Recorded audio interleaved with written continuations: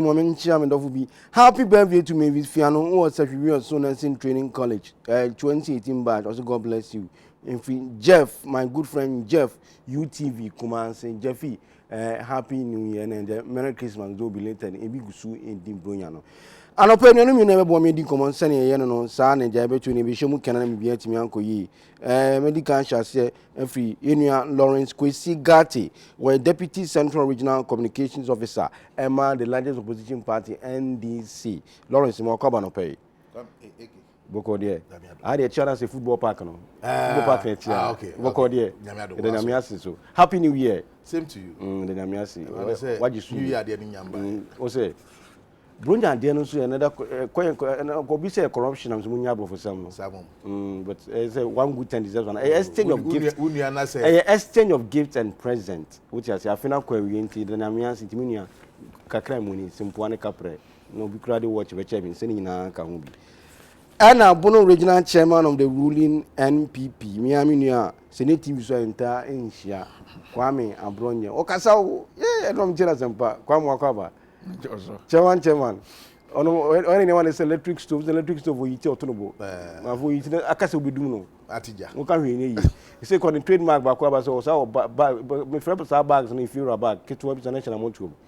If you're a rent to snow, but just or the scout, or the bias was a scout, and Kratanishim, feeling some woman need to scout, which you watch me, Josh, documents. I by power. Documents the woman.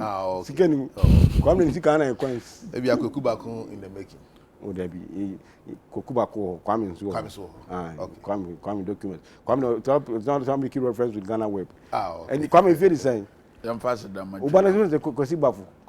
Oh, Otimo, we are Kobokori. Say, brilliant smoothie. Oh, young say, I fear Kwaba battery. And there, two generalized view on the celebrating the Afia cover to say. Oh, Woody, oh, yes, Sunday. And MP was more Krum, yeah, when they come to Tonkania, the book room, come up. Oh, everywhere, original capital, baby. Now, if you're not Academy BD, in Tennessee, or November. No, so Kwame Daja, Okra and Dadano, Obi Nibia, O Manibi. Send one crossing down. Say, Yamin Fadi being shown, and it's a dear chum that the Obedi Nunya news. Quabiaso, also a man the Obedi man the pan. I know way. Oh, our Traconcon. Okay, some in can say demonstration be a coso and will not the region to Kusan in the Bani language, say. Yempene and in other language, Bamu Yada. There's a compilation of new voters register, NDC, and other political parties, now MBP and other political parties. Actually, it's standing up Bassano. Constitution is allowed, and I'm quite so now a lawyer. It's allowed. No lawyer. We are yet to mobile lawyer, son of Semicano. Idea here account, so won't be as now a demonstration.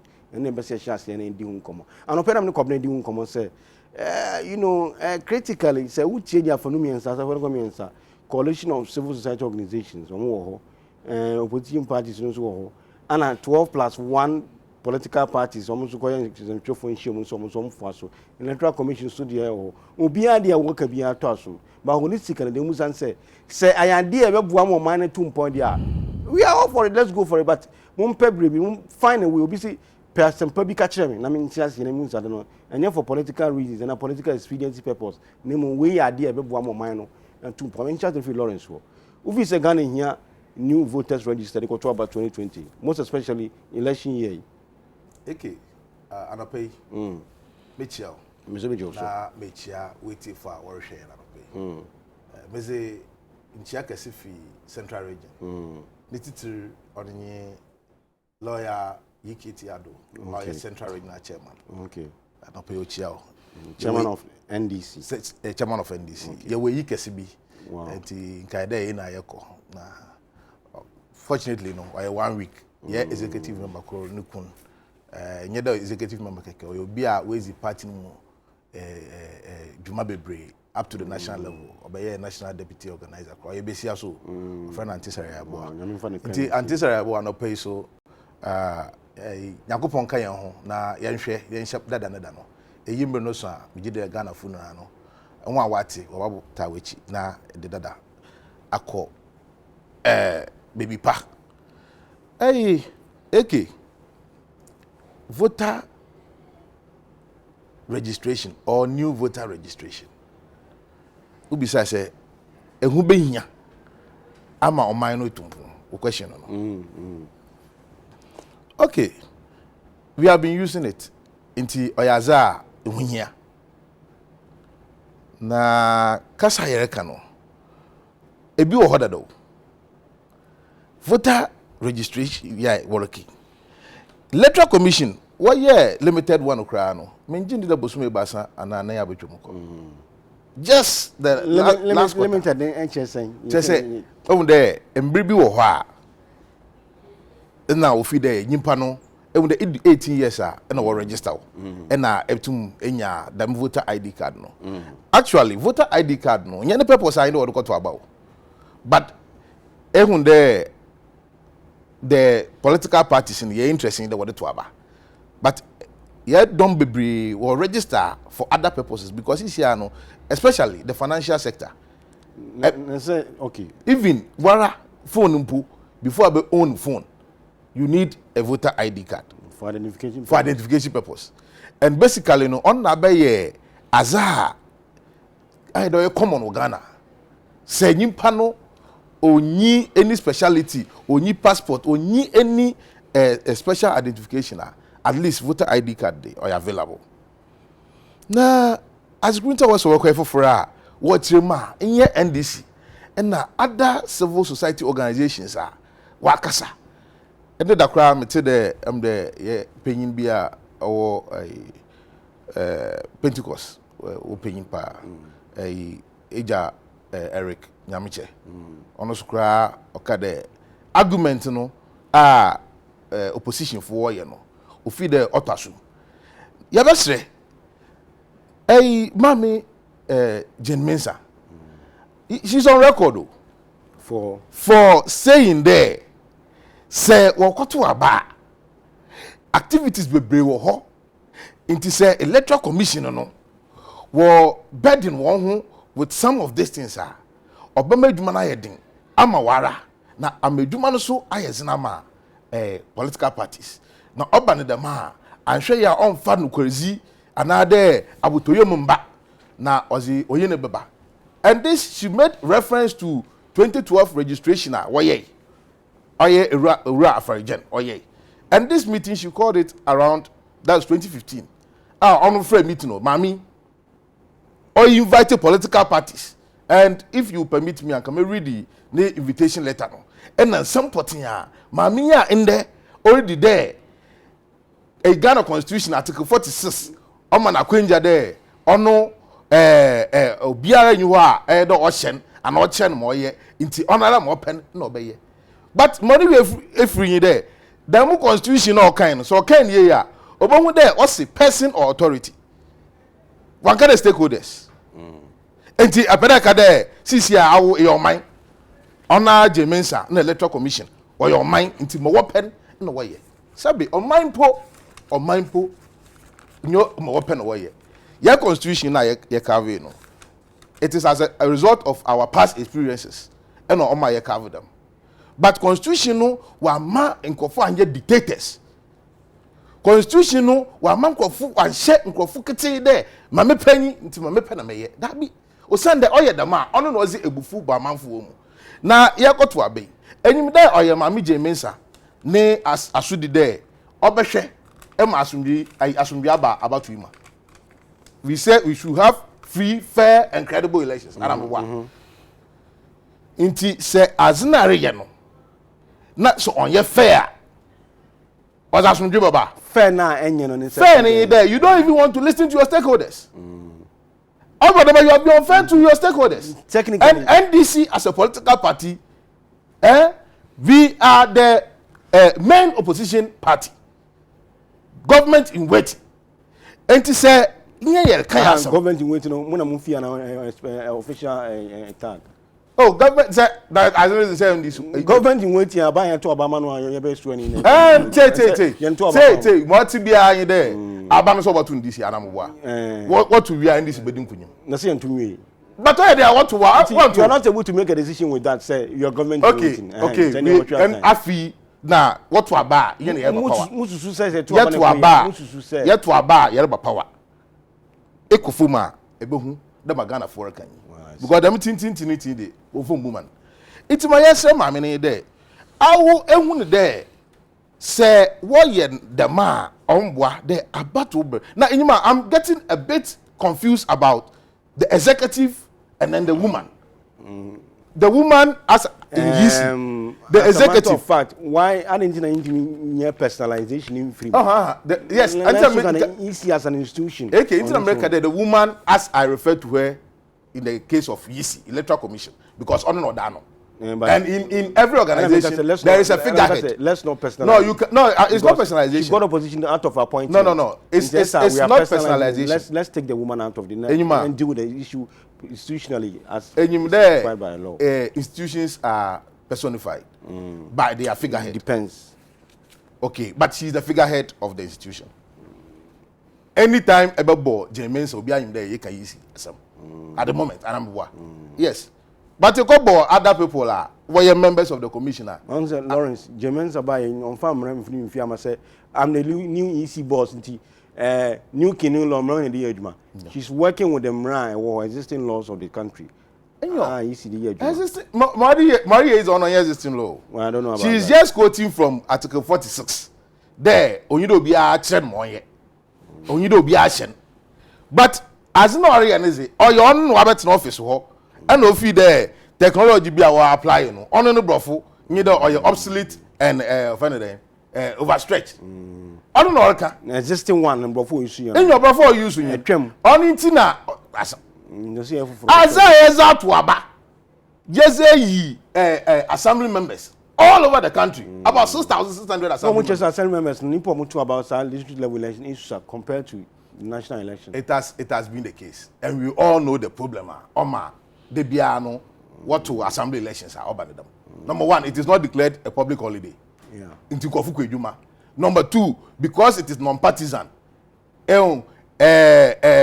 People don't do the basing. In the general elections, political parties, because of their interest, sometimes Eriko Kumasi, a political party be able to amolorife. But they got to assembly election. Awala impare ko to amananaran obiara enyim. Enti one of the most kade foko kumase ko to aba. Enti these are basic issues. Nye the register enti register eso you overstretcher Central Academy the amanfo efim. That is ngofewu. On enti na efi there I bloated. Well, say bloated let me tell you something. Enyim there and the ya say yisi woman kwan do on chassis no register amanfo. And there wo be we exercise na bi mewa. And the year say what my coin there one throw is info for what throw dim and one pun by 5 o'clock no and no do a what of the throw need no pa on catas naturally yeah. And to say exercise no mama me be for the 2 months don't register Ghana funeral after 2 months no you want almost say the we 43 days in director Dr. Quick 43 days 43 days so it's all close to 2 months and I'm 1.5 months 1.5 months 2 weeks thereabout. No, 1.5 months. So 1 month, 2 1 month weeks. is 30 days plus. Yeah. Inti, you're funny there. 1 month, 2 weeks. Not adequate registration. 1 month, 2 weeks. Won't go be population council. No one share there. And confine and now we go to me. I will the more embrace. Inti the more for control was in no woo. The more register na you be na yes or credible. No. How credible is that register? You going to be yes. Because what you are saying in the mother honor, I better say for me. I go for I was in womb. On into a papa. I bloated. But by the time you finish with your exercise, I will compare at the Bokono. As it be my NDC, the my PP, the mama, Ghana from one human. And at my womb. So what is the point of saying that because Obi wominti, me quite for. Until we are not say, ebe we not a musewa. That is not it. So the NDC suggestion is there. Or your cost management. But now the down or buy or catch a Ghana for there. He is coming to protect public purse. Public purse in a year that be a choir was here for do. And you will protect the public purse. Now on them I mean no go business kana was a man into and I watched what woman into. Honest of you nara obotu my mope. But my head can there. We could have done something different. Cost no, reduced, and a bono ordered on Obokofu. Our request for almost 44 million Ghana cedis. Meanwhile, we are suggesting something to you there for appropriate means, not your deletion. Yet, way the milk in Brukria, okay, what to avoid the member or that to her. No, I catch a Ghana for there. Ebia the milk 1 month, 2 weeks. Coco show woody say in your minimum, my indication that in your minimum. Ebia use this number, test, and I use this email address, test. The army kwesigati, me Ghana, mo America, but I'm alive. That alone, you know what you would give him. And in your Ghana, so I can't show the next. I know what you are. On will be found the EU. If you don't be wrong, go on. Capacity, capacity, I say obsolete. I don't know how technology can be outrightly obsolete. If it's obsolete, it shouldn't function. But if the thing is functioning, and a got to product be you are offering technical requirement. The technical requirement in nature, the functionality of the item. So machines no where was okay. Almost 330 something thousand was okay in nano. Oh yeah, Juma. Emma Minuka say assemblyman will produce one. And the problem on machine one na baby an America a chuma dream for kakra there. Yeah, why am I confused kakra? Any man ended up paying another sender. And now Dr. Baumia Oba what a gomwa pomaze. Amadia for war conference, 88 annual conference. Now, or the two got there, say National Identification Authority will be war activities in by June. A whom going here they use voter ID for elections because they could extract information from the National Identification Authority. Now, to be away the 18 biano, not your automatic voter. It is up to you to go and vote or not to vote.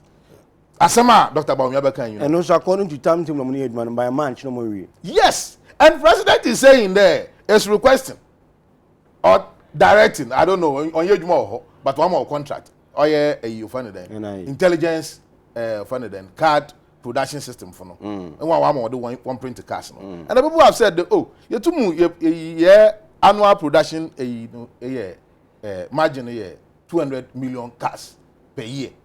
Ghana we are not up to maybe 1/5 of that. 30 plus million. Yes, in the general company but my. So what I President Ricardo 1 year by March. No obisu Ricardo by June where we are. Yem ko use you know.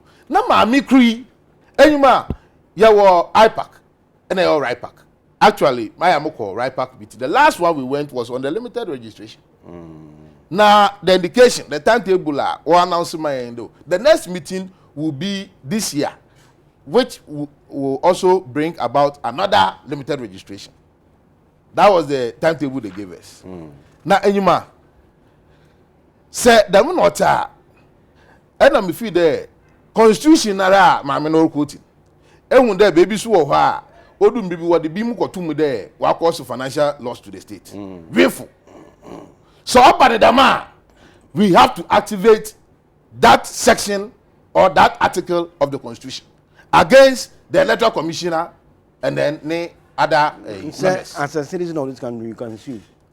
In America there, in Siciliano, you good day, come in you can say. Eka tiku ya or yamping.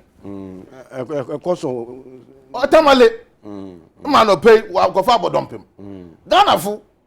What's the AU here? Shall Mbraya womb. Messi Magana isn't. Nekos saw the Miss Kenyan ada Menya about to cut. Well, let me tell you, a Flamu Cosigati is here, let me call Electoral Commissioner. Midate announces. Missy Cosigati in a bottle. Mamma, me for cousin is in a bottle. In short, compilation on voting on this. The data is there already. And you're here. Okay. Well, for what? The same data now they will provide. Chairman. Chairman. My party, any 12 other political parties just in new voters register. And is the forces just said there be. And the Nomonti as a man in Bermuda, 106, I don't know, 9. DNT now visiting here new voters register.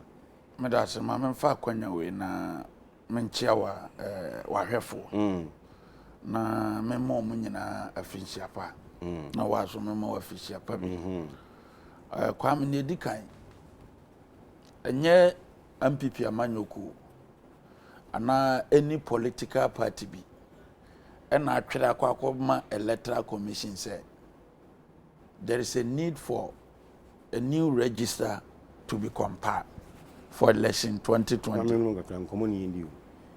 Me kata wana mu position no. A request. Unraba and then running mate. Mean some PowerPoint presentation be telling Ghanaians say I voted for this time. Remember, Zafia na start. Nti kwame electoral commission oba requested. But request na answer ko APAC meeting na. Ne oba kan wo APAC meeting ho no.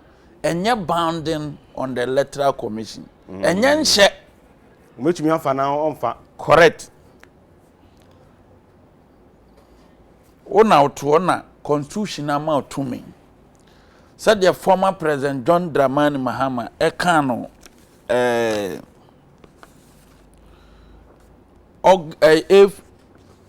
October 2015. Or say allow EC to work. Mahama tells let my vote count an MPP.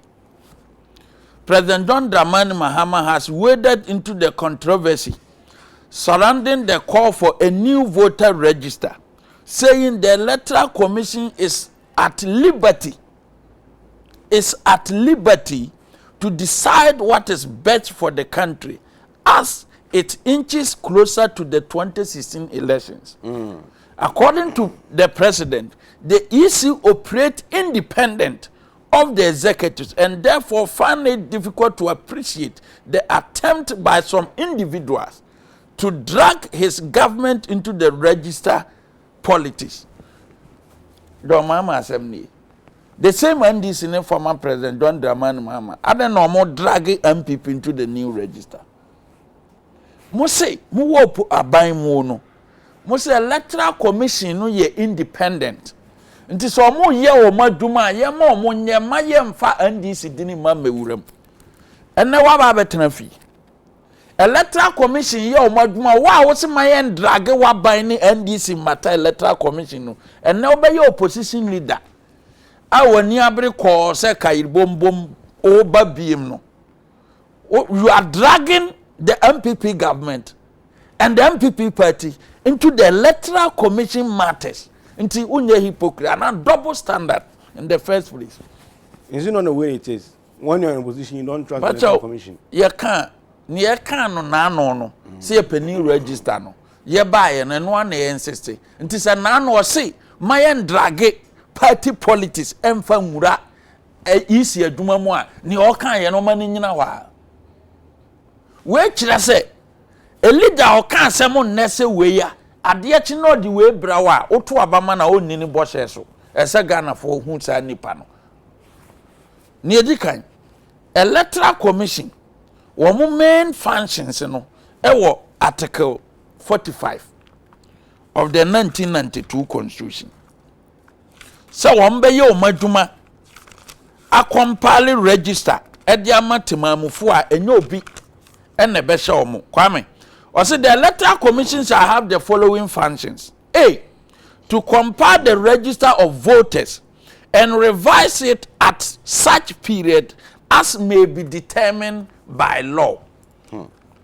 The electoral commission register ya obey on what nas the 1992 constitution and this for mona da bia mo kasa mona mo de bae no sa constitution yi e na jemensa de ye adwuma nti baabi atechema mo say adwuma na oye na causing financial loss no see ya di phone to kwan bia na phone to kwan some be report me ya che no nti oye na adwuma 1992 constitution no e de ama no article 46 ne say no person or authority, the electoral commission shall not be subjected to the direction or authority of or any person. Constitution in like sha na yedian eyenhye mo ntino and this for masema mo kan. Constitution say obia ntimi nhye electoral commission say onye say One what Nasia no when ye bebo mantam di kan kachiro say. Uko APAC meeting and ye ubekano a contribution keke. And a recommendation. Recommendation so enye banden me pa na me yeden. Me de ye adwuma. Yedi kan. Electoral Commission reasons are or the mayen. Me de ba ma me nuan. On chire ba bi Electoral Commission ka say amanfo awu register ni muntina oye foforo me de man.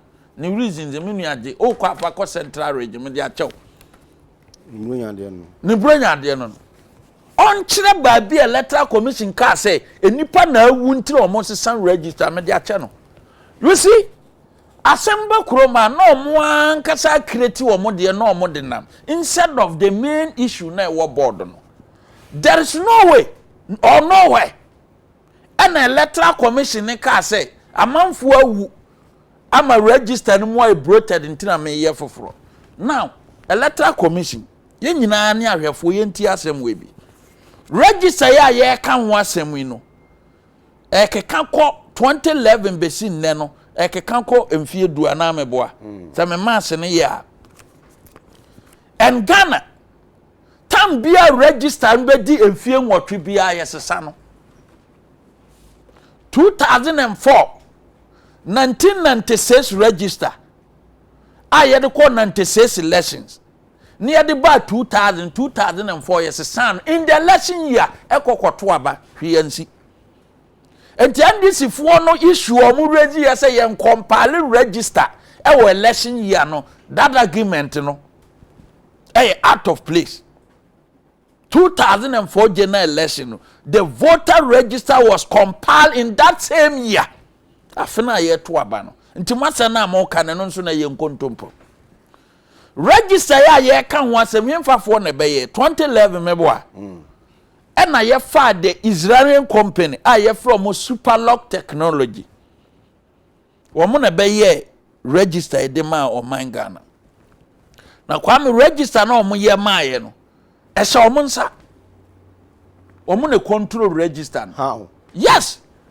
reasons o mo asan ye ne say bro mo ye register no ma ye ne ye fra ne password a mo de manage software solution no nkrofo no nko an wo mo pay the contract easy ne vendor no ye den esan ye nti nkrofo no ne control na no ada district assembly elections no wo mo twere bre wo mo say machines no adi beye mfie du nti eni ahoden nti easy ntofoforo na we course at that time for district assembly na government nye ready nti Electoral Commission sa nkrofo ye korenda omo services ama omo giye $4 million to clean the machine and say every 3 months bi o man Ghana ye register no ye cleaning $3 million ni ye replace bi with a huge cost wa any so ba ye fofora price ni beba fam no kwa me wa ka ba fam ane say yemfa o man ni sika boso me miensa bia no yemfa nkotwitwi computer nse yemfa clean $4 million man take into consideration say hospitals na mo kan de betima ye ho aduma na mo pe ayia hospitals ya ene ambulance ni wo mo dwuna ambulance wan ye mo kra baaye no egu Air Force base wo omo se ya bobo ya yesu a enye ye egu osisi ye nti sa mo nsa na mo kan de mfanto ne ntie ne company no de biometric register ne baaye no wo mo letter. The letter was dated 18th May 2018. Sa letter we address it to the Electoral Commission. Electoral Commission so amfansie the political parties omo wo man Ghana ha. Womo ma MPPB, womo ma NDCB, womo ma CPPB, all the political parties a company now here register no so no asema all kan na ehu mebe kan. And omo kotu omo reasons ni mo. Letter dated 18th May 2018. We would like to announce that the items in the present BVR are end of life. We we would be like to announce that the items in the present BVR are end of life, including laptops. This means that no components are available to repair the items. For purposes of availability, maintainability, compatibility in the future, we recommend to purchase new BVR. If you have any questions, please contact us. Superslog Technology. And this I let we buy. Na ba ne san e na obi o control your machines ye de kwa abato aka kire se machine na wu. Enti ye nto foforo. Ye to abato 2016 wie ye no. And this asem o mo ka kire Ghana fo no say ya hack system na na meboa. The elections was compromised. Sanom ka kire Ghana fo say miamu koso.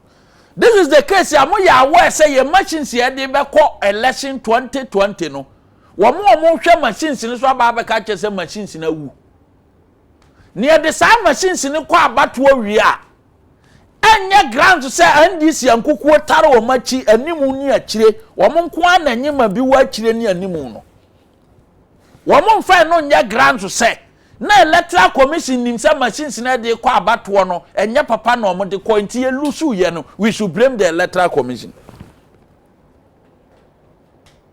Number 3, NDC genti omo reject the current voter register no and say womo technical advisor on election matters is here me no ka say Amadu Sule e ba bato hu bibi bia officially ana on na advice womo on election matters what you say election matters on the advice so say aduma oyema omo no the former deputy chair in charge of operations electoral commission and nobody and the betima dispute to what I'm saying including Amadu Sule me ba ho sa Amadu Sule yi ebra electoral commission ni Israel company no ye new register no ne e friend password no e wo mo ho.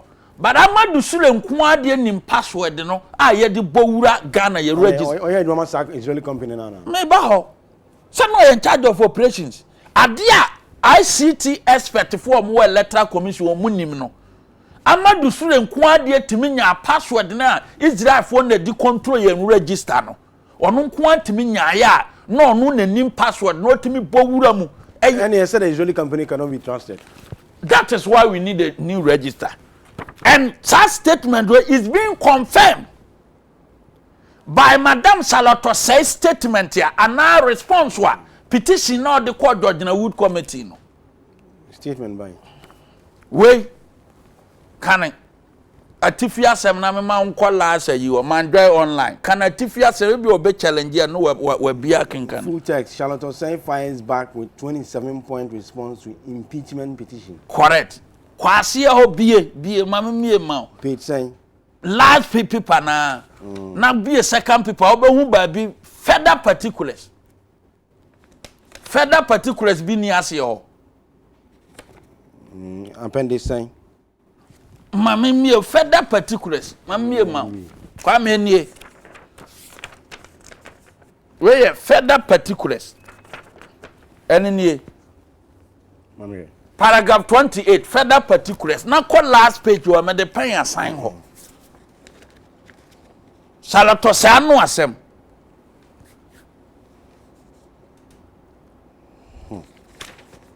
baby me the pen atiki fam ho the 28 fam ho na mamie ma pen here mama e wo akiri the next page enenie tie ne Saloto say kan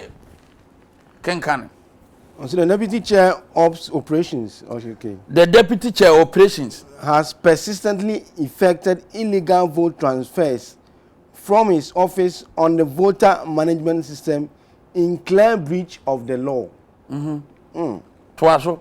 Saloto say na kasa yo person say repeat ho. Deputy chair and operational policies of the commission. Such actions have major implications for the integrity of the work of the commission, and constitute abuse of office. Kwame Bible we some read the Bible no be. There be some read the BM, but some read the BM. The deputy chair ops has persistently effected deputy chair operations.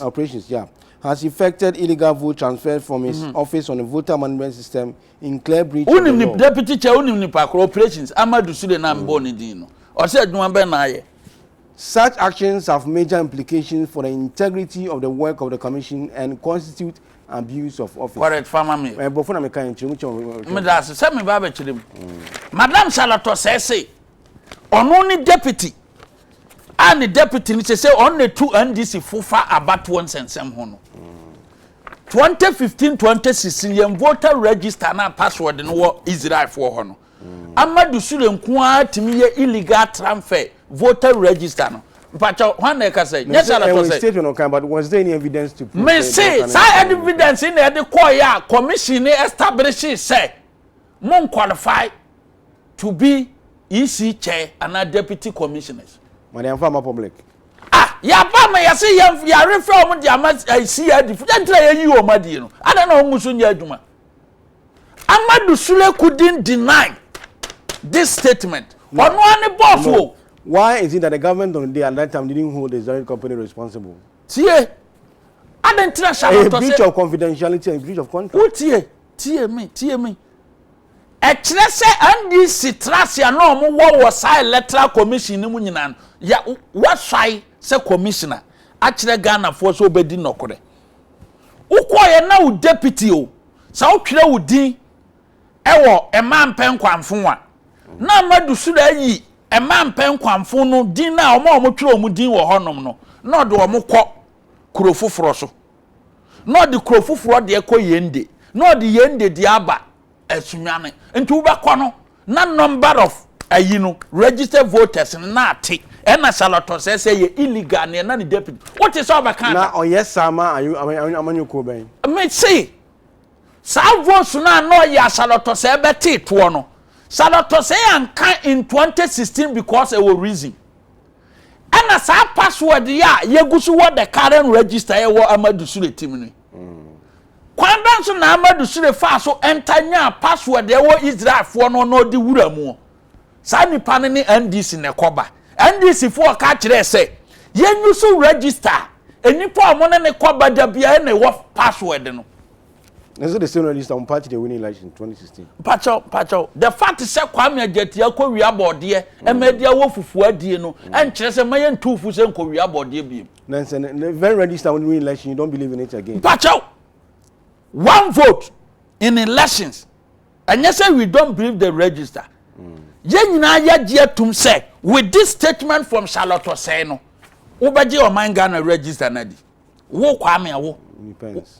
It depends what say we a stakeholder ye kwa abato electoral commission na no reasons na omo sign ye no omo sign de kan ho say omo ntiate say Ghana be sign contract na obi o ti ni krom ne control ye register onua wo ti ase sa na ye ma ode a say this for say Oma ye nya independence ye se edi ye ho na ye ya bato ho nkrata no Ghana Electoral Commission na ye independent adoma amaka so omo de omo ho no ye ma omo nya omo adwuma no password ye di wura system no mu no Electoral Commission workers ni e de se Amadu Sule ni NDC kwaba e na whatsapp password no enti NDC for so omo pedada na kese they will still have control over the current register and you one reason I say na password no eni kwanto obi ahu na Israeli company for na omo se machines na wu ya ntofoforo no so no sa wo hwe service ya ye de ba ye machines no 32,000 polling stations ya se ye se ye kwa service ya Ghana fo ntimi ntua ho nka enti sa de ya company na recommend say ye tofoforo ni ye tofoforo de ye hia mo no se ye de atwamene boo beba ma Ghana fo akwakotua se yento machines foforo mfa maintain all register ne yenkoso clean de sa aka ne yemfa ma Ghana fo and this fo pekabone de ato Ghana fo so that is why we call say we should service the machines yes service here we can pay now they are talking about cost ana ensuo ni wo the moment about to send this force and so ni Ghana and ni kwansa mo kra mo ye political party because mo ye social democrat anameboa some boa mo browafo emfie nwotwe a Ghana for the ma mo nsuo wo he mo si akwan ni ho ye register emfie nwotwe a Ghana for the ma makwan wo he so mo ntima engineer mo si teachers arrears teacher na ye mo si teacher for akatua kam yes ye beto a teacher for 120,000 me to UTV a teacher for frame nkasa meboa amam tuo mo ka mo se san o appointment letter ye beto 120,000 currently 85,000 teachers ye tuo mo ka o mo frame UTV ansa na ya pono mo challenge me kwa me wie register ya ye ka ho asem ye se Ghana for e na nyemu adwuma voter ID card number 7605503263 Nipano ya freno Mumuni Bukari oye Burkina Faso ni ne card ni adansi ni je we card unya na mena me se voters ID card no uba se nima we ye Burkina ni we omo che no custom ni immigration for na che no kita we mi no ne national identity card e che so ye Burkina ni no eninie immigration for che no omunya voters ID card uba udale ayi Vodafone for short code na uba hun say nipa ni din be yi abache se ni din wo Ghana abato krata so eye da na Burkina Faso ni quarantine e che so ye ho ni din ba ya abato so eninie firiga dochi adanse number 1 adanse number 2 we Burkina Faso ni aba e friend Mamunata voter ID card number 25485000947 Burkina Faso quarantine obo odale we a ubehu se ni din wo voter register nim eninie ni one ni Burkina card nyina ba ko so nie Rataman we ya friend Wandago Ismala ne card ni Burkina Faso na ni nyina Burkina Faso immigration for na dia ba ndem timi sasa akosa no me say we wo bo number na wo bo ne number na ebenyi aba enti wo ji sa register we di kwame o mam ha yetie no ade bi e ba NDC as a political party uni say obi a won my card Burkina Faso ye ka se ye di national ID ba no nkofo we ye press conference say mo national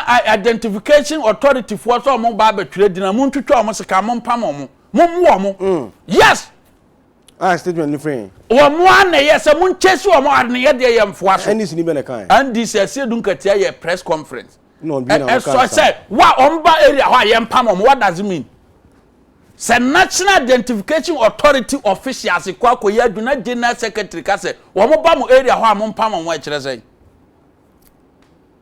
but sadia na o mo see omo ba ye mpam o because ye na under nanado pens o ka say 2010 ye national identification me ko ye bi me ye no sunwa number 2 kura me bi o slip mo ye wie ya amma so no me ko twam tadua manya ntwa mpieto nka ho ana nim say ye mfa ni han so nkwa prekese mafie ani han na NDC fo de ba ye 2010 say national identification ba Professor Messi pension 310 million Ghana card yama na nado buy no say oh hwaye musi dabi we don't need it eye ho demonstration ba wi ase ba bia obekọ bia o man bia won national identification NDC for so mo mpe ade na mo mpe 2010 mo try ekoko wi akire a na former chief of staff mene no dome no delay so national identification ode ne manyina e ba abaye kwame eba se koya na ye bai enti o ma kwa ye nkrofo bi se Ghana ye da sori ni nyina ye ka etibom ya bompa ye nkofam ayi komsheni Muhammad ana ye mfa Jesus mra Ghana NDC nko abaka se ye de ye mpe wo mo be ye demonstration say Jesus ba o ba Ghana no ye mpe na wo ho ebibesi wo mo demonstration say civil society for Asia Wotamale and one civil society for bay. Muaman this for mu usual unity work, mu usual demonstration amu yo chrome high, ana mo kwa akoye no tamale na mo kwa amaboa o ma no koye demonstration obi amfa ho the 1992 constitution article 21 freedom of association, freedom to demonstrate with police permit. With yes. Namom said every say a free ankra kan ye no. Say register we yetimi ya fofora one. Omo wa adwen bi say wo hwe nkura ye o ma ba free education omo nyina ba twere omo din. And a register na be ye fofora boni omo di asise nu be free mu akonto omo ma power bi. Mpache o, dia na wo register no mu a say free ankra director of the cancer boni omo da shim. Ah, pacho. And did he say what he just said? Pacho. Kasa. Interpretation. And your interpretation. Mpacho ka say yes sana omo ma power bi ma na say wanka. But wanka boni. Oh, and I'm say you're quoting what he said. I say bibi woman a benefit only NDC but benefited the other political parties. Would announce no. Come and na me bonya sa na tie. Sa wo si ade we yes sana wa bra bo be say ya. Na me no e na e pra ade no a. E kire say bibi wo ha wo ya na me no minim e na wo sie ye. But technically, the last election to NDC lost. Pacho. And yes, some wo gidie so mba we ni a. Yes, new register. Ye de ba. NDC fo mu mpie nkotro mudi. MPP de ye well organized. What you see? Ye na so ye. Enso ye wo ye fra bera wo ye running mate. A obi anim say na na do ba o mia take it na. Ye nsesa no. Eno na mo dey ko. Eno what you see? Enti team ni ye set. Ye ne ye nkrofo nyina achia. Me I had the regional executive committee meeting on the 30th. Mwa acclamation na moto aba. Oh, acclamation. Acclamation. Mbi ambeke fon. David Nanado de na acclamation. Acclamation straight. Ni ye kobo agum. Ana obi no obeso listen. David acclamation wa ye adwuma no. Na adwuma pa na ama former NDC MP. Adwira se kire doma se. Ye friend Pangabu. So no the Asante region de onim no. O se eduru ba bia NDC fo nka nokore kakra. Na Nanado de nsesa bra immediate pass yo wo MP adwira se kire doma se. O se mo nka nokore kakra na Nanado nsesa ba. Nsesa ba ya o se Wado Nanado a fertilizer planting for food. Wado nya sika ato ayi 500,000 ato lankurisa ndisi waba mu ahu 500,000. Ogusu ma sha medium. Last year olusu primaries. No, no say obvious. What you say? Anyway, o say obvious but what kind of credit actually ntimon kind of credit the new register who a demonstration you do but mon tiasie say mon ka che salatom Germans say mon kan say mon fa adia na mo ba kan say mon tiasie say contribution ana mo kwa ma ho. Citizen Francis will say, I support the compilation of a new and more improved biometric voters register, which conforms to best and modern practices and new technology. The existing register needs to be overhauled, and that's what the EC seeks to do. From Citizen Francis. Skito from Teshi, or say, Bra Kwame, I think we need to blame the media for all these things. Please ask the MPP man if they are from Burkina Faso. Does it mean they are NDC people? Shabazz, Alaba, Kumasi. No, also the question I will be did I say that? I don't know. Also the question. John Nilante, also John Leader Tevandapoy. Compilation of a new voters register is absolutely unnecessary, and MPP should stop that and move Ghana forward. That is what they were voted for, to come and change the status quo. Good morning, Kwame. No key explanation from this NDC man. I can't think far. In fact, Ghana, we need new voters register, and that is what NPP seeks to be doing. We thank you. Mystic Inside Nsroma and Wajiri. Or say, assuming it is true that NPP won the 2016 election over 1 million votes, as they claim, then I can't comprehend why they want to change the voters register, because no level-headed person will change a winning team. The compilation of a new voters register is an orchestration by Jane Mensah and Nanado to manipulate the electoral system and disenfranchise some eligible Ghanaians from registering and voting, especially votarians. If the voter register is not credible, then Nanado and our MPs and Assembly members are also not credible as well. For Kofi Palu, he's an opportunist and also a communication team member of the ruling MPP. My regards, the Honorable Felix Obusuwachi, Honorable Kudeta Blakwa, and people of Mepe in the North Town constituency of the voter region. Okay. Rainbow Freakers, according to Electoral Commission, in 2016, the cost of the limited registration exercise was over 487 million Ghana cedis. Meanwhile, in 2020, the new voters register will cost 390 million Ghana cedis. My rhetorical question is, which of these two is expensive? Let's all accept the new register to save money from Mother Ghana. 4 more for Nana, 4 more for Hawa Kumsin.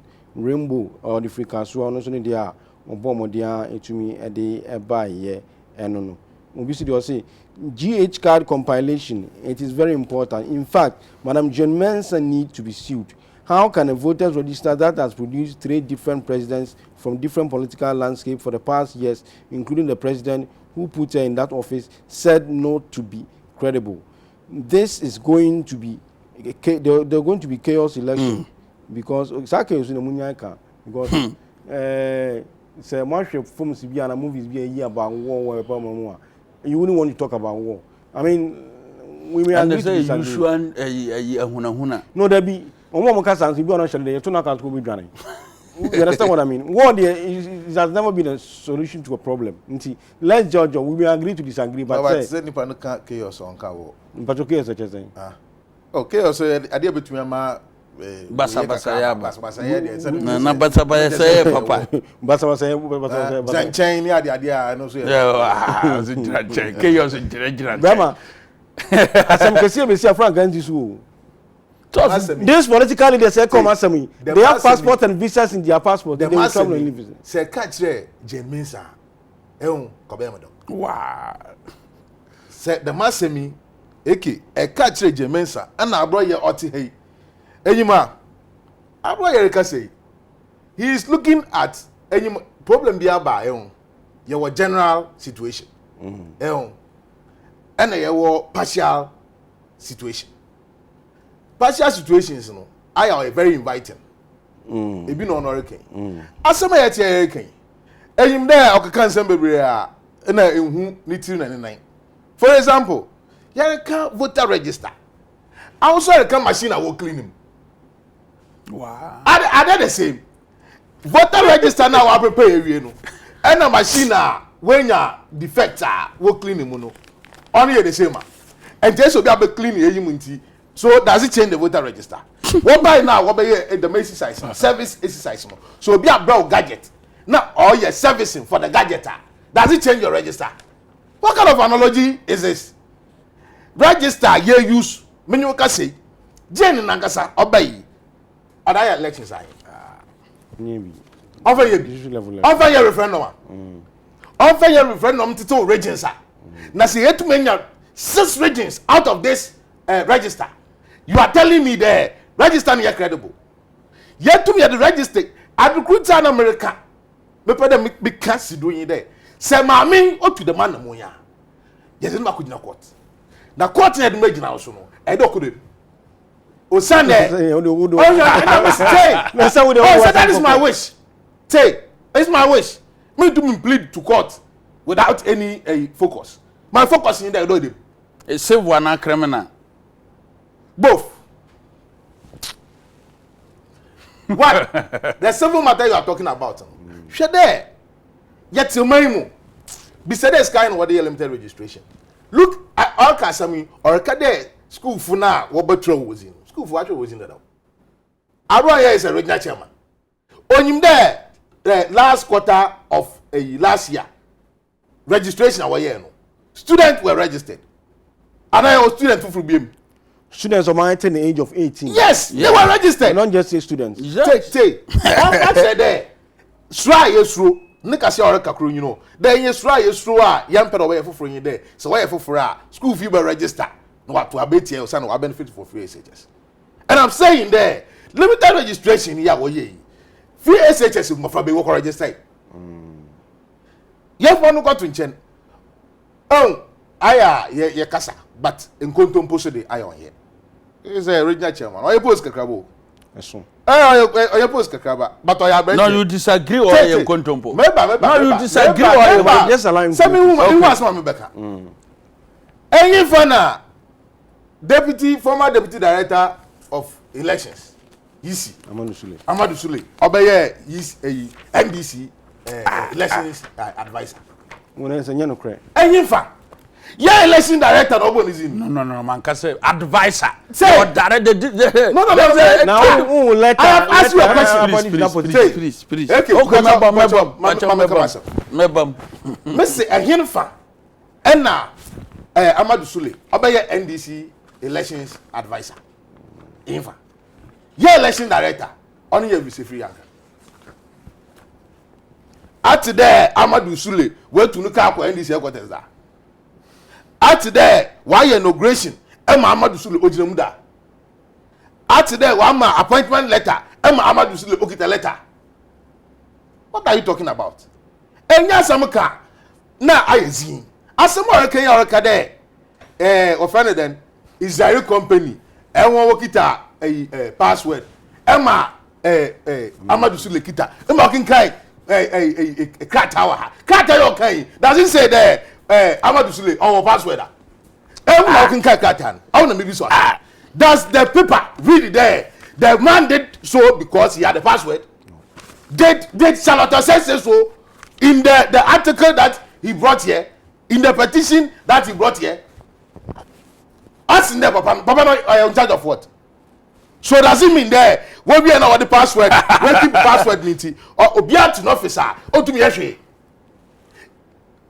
Let's accept. How many minutes? Let's accept without even admitting there. Yes. That is the situation. Share there, Papa, director of operations. Nobody can somehow to do there. Was that order no kwa no kwa? They wire transfers. Doesn't mean that you will do your transfers because the pass code is with Israel company. In any case, the more Orca, who there? Why can Ghana have a register password? Israel company. Masis Fufuna James Okoton. Why Ghana? Masis Fufuna Okoton. Why Ghana ha? In any case, the register we are talking about is not 2011. It is not 2012. Register you use in CCI or comparing 2016. Yeah. Unless biometric one. Biometric register you use in CCI. Update. Oh, update and whatever. I'm saying there. Register you use were comparing 2016 and not 2012. Nala niya Abu Ramadan. As the case goes Supreme Court. And on my judgment. There obiara why voter registration. Okita national health insurance card na. Why expand you one fee register and I'm a acceptable ID. Yes. Enti on your acceptable ID until when you want within film. Enti as no about that one. And yet 2012 no way. Why are 2016? Argentina is becoming a norm. Say political party be opposition now is suspicious of the Electoral Commission. We are not suspicious of the Electoral Commission. Mami tell Jemensa ne asama or Troy or the invited political parties. Or invitation to debate on Ghana's voters register. When date be? Maybe. The date is 28 September 2015. Now, or Jemensa no hear the invitation you. On Jemensa, executive director, IE. Now invitation no. I can send bebre. My making cabin show. Also following the election petition at the Supreme Court in 2012, the Supreme Court recommended an overhaul of Ghana's electoral system. Justice Atugba, the presiding judge of the election petition, stated that this petition has exposed the need for how many minutes? What time has from? The need for certain electoral reforms. But getting to the latter part, and I want to state that your position has been the same. We have never changed the position. Also, both the National Democratic Congress, that is the last but one paragraph, both the National Democratic Congress, NDC, and the New Patriotic Party, NPP, agree that the register is flawed. However, the two parties have taken entrenched positions on the magnitude of the irregularities with the register and the approach to address it. While the NDC has agreed for retaining the existing register, the NPP has called for a compilation of a new register. This was 2015. Jemensa ne on War Institute aye and na why the invitation na wakade eya ndis na wa bemu and e kade oh enwu hia eya na e kade man register what go to aba hwam na odi nkunyim hwana na obo said there when you 1 million vote. So does it mean na all kasan mani we free no in there amadu sule na and also ye djuma man na okita password no we do my ehwe ade no ho a enti na na otifie and all the password no do bibi wo ho a you see it's neither you're not there. Okay, answer this question. I mean I can for last question. Last question, you know. If we go on with this new compilation there what will happen to NDC? No, it is not about NDC. The issue you are talking about is not about NDC.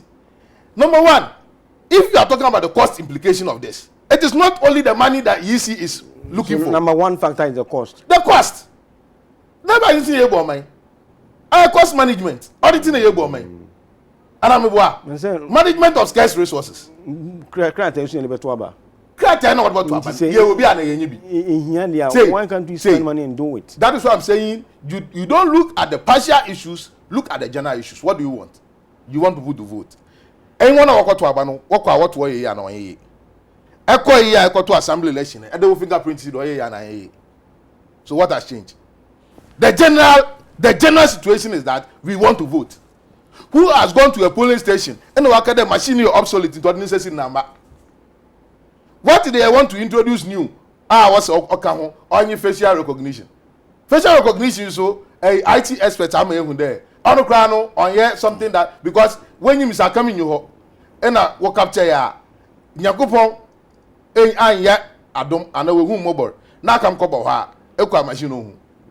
So just look at those say a chiawuti da mumpo na connect when you know a straighter you have a problem. In conclusion, it's in conclusion, we don't need new compilation. Say as no other one register some here. LPP one my year so fantastic term I can just one my the fancy no one my register control within one due data. We have done so. Your biometric register. Echo was you. One and the Electoral Commission. Okay, Lawrence Binaz. New register. Only thing I hear called demonstration. And then that's the young pin. Yes. The young pin. New registration. A voter register. Lawrence Binaz. Your cost. Thank you very much. To the country. You put them in schools. Amen. Electoral Commission na normal press conference na omo ye no making kind baby at the actual paragraph 6 or for my reasons no omo de buy no or say the staff of the Electoral Commission were not trained on the current solution per the contractual terms to be able to enable the commission take over after the expiration of the contract. The EC staff therefore were not able to by themselves update or enhance the software solution at the time of the handing over. The EC is currently building and enhancing in-house capacity and recruiting skilled IT professionals. However, the source code for the software solution is not available. It is in the possession of the vendor. That is the Sparlock technology. It will be highly unwise on our part to continue to run a solution we do not have control over. This will be a huge risk to the country and is akin to mortgaging our sovereignty to a vendor.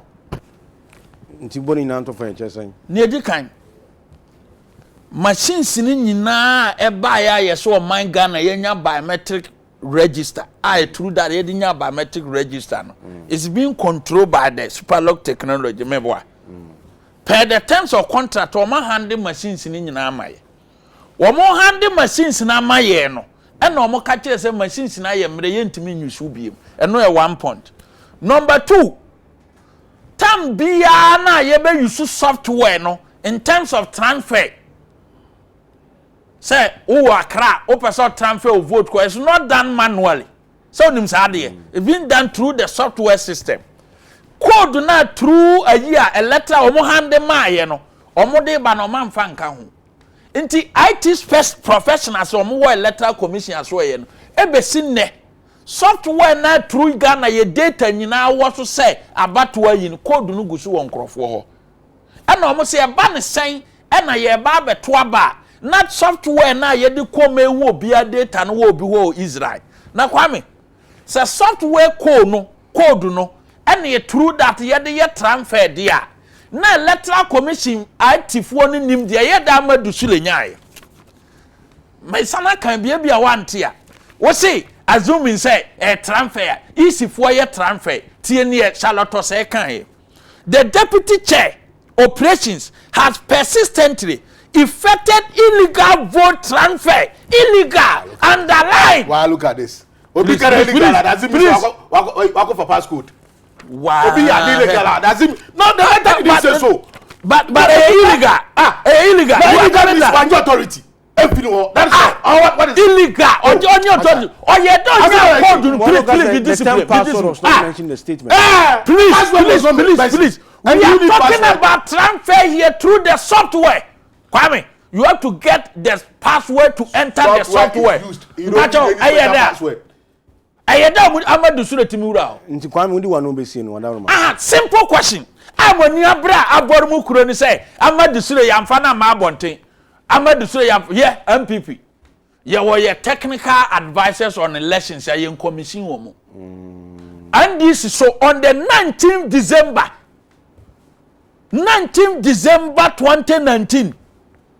Former President John Dramani Mahama Fie, Evisa Free Yankra, Asie Dunkatia, Ofosu Ampofo, Julius Debra, Giamensa, Musia Efa, your friend say, new voter register and electoral commission by announcement. Na Amadu Sure to wire. And your intelligence. Yes, that is why we are